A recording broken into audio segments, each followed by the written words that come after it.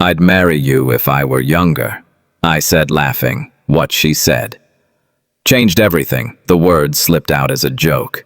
We were sitting on the porch of an old farmhouse in rural Tennessee, watching the sun sink behind the hills. I laughed and said, "I'd marry you if I were younger." She didn't laugh. Instead, she looked straight into my eyes and quietly replied, "If you were younger, you'd still find another excuse." The silence that followed was unbearable. My name is Nathan Walker. I was 58, widowed for 3 years, and convinced my life had already reached its ending. After losing my wife Rebecca to cancer, I buried myself in routine, believing loneliness was the price of true love. My daughter insisted I spend 2 weeks at a country bed and breakfast near Knoxville. I agreed only to stop her worrying. That's where I met Grace Mitchell. She was 42, owned the farmhouse, and carried herself with the quiet strength of someone who had survived more than she ever admitted. Every morning she served coffee before sunrise. Every evening she checked on every guest personally. Little by little, our conversations became the best part of my day. Then came that sentence. Her response haunted me. I avoided her for 2 days, pretending I was busy exploring nearby trails. The truth was simpler. I couldn't face what she'd uncovered. On the 3rd night, a violent storm rolled across the valley. Lightning struck nearby, cutting electricity to the farmhouse. Rain hammered the roof while frightened guests gathered in the dining room, lit only by candles. Then someone shouted. An elderly guest had collapsed.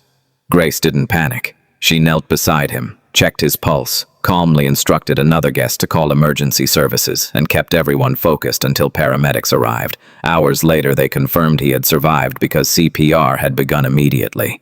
As the ambulance disappeared into the rain, I watched Grace standing alone on the porch, soaked from head to toe. In that moment, I realized she wasn't fearless. She was simply brave enough to act, despite her fear.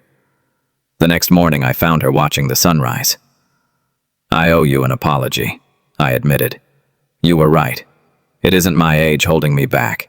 It's the terror of losing someone again." She smiled sadly. "Grief isn't a prison unless you lock the door yourself." Those words broke something inside me. When I returned to Ohio, I expected life to return to normal. Instead, every day without speaking to Grace felt strangely empty. Phone calls became nightly conversations. Weekend visits turned into shared holidays. Slowly, the walls I'd spent years building began to disappear. Almost a year later, I returned to the same farmhouse carrying a small velvet box in my pocket. Standing on that very porch, I repeated the same words. "I'd marry you if I were younger." She smiled. "So, what's your excuse now?" This time I didn't laugh. I got down on one knee. Tears filled her eyes before I even opened the ring box. "None," I whispered. "I don't have any excuses left." She said yes. As the Tennessee sunset painted the sky gold once again, I finally understood that love never asks whether we're too old. It only asks whether we're willing to risk opening our hearts one more time. Sometimes the greatest second chance begins the moment we stop hiding behind fear and choose courage instead.